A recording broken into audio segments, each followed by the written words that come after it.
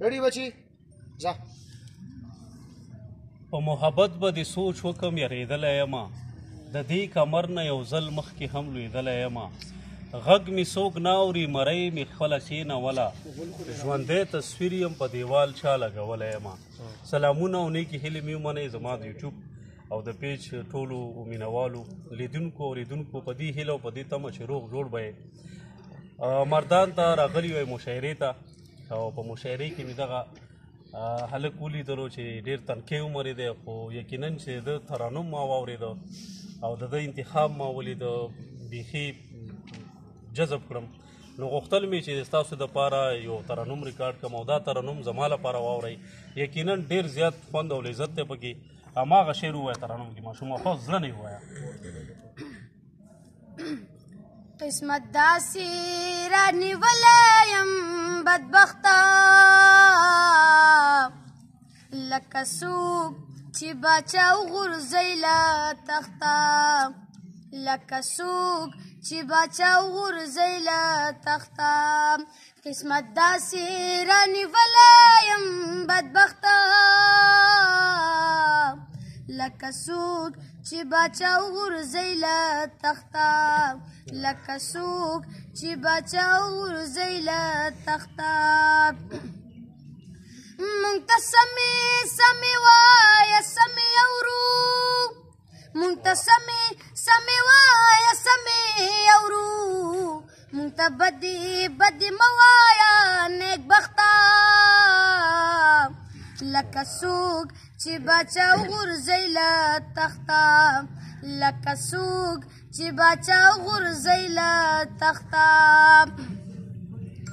مور مې خپلې جامې خرڅې کړې ډوډۍ له، مور مې خپلې جامې خرڅې کړې ډوډۍ له، خو په ما یې چرې تېره نه کړه سخته،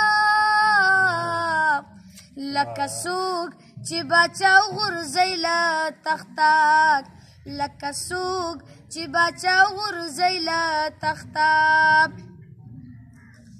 چې په سکول کې به خطا شوم په سبق کې، چې په سکول کې به خطا شوم په سبق کې، نو استاد به راته ونیوله لخته،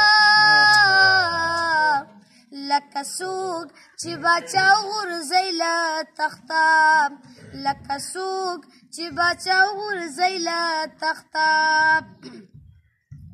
مونږ په تیږه باندې سر کېدو د شو، مونږ په تیږه باندې سر کېدو د شو، تاله خوب به کله درشي بې بالښته، لکه څوک چې باچا وغورځوي له تخته، لکه څوک چې باچا وغورځوي له تخته. سیب خو خپل بیگ خپل دفتر ته لاس کې نه وړي، سیب خو خپل بیگ خپل دفتر ته لاس کې نه وړي، مونږ درېیم چرته په لوګاولو خښته، لکه څوک چې باچا وغورځوي له تخته، لکه څوک چې باچا وغورځوي له تخته. په محبوب باندې سړې تودې شوې تېرې، په محبوب باندې سړې تودې شوې تېرې، ته خو راغې خو بیخي راغلې ناوخته،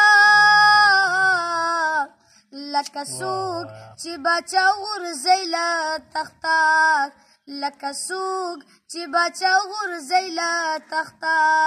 قسمت داسې رانیولی یم بدبخته،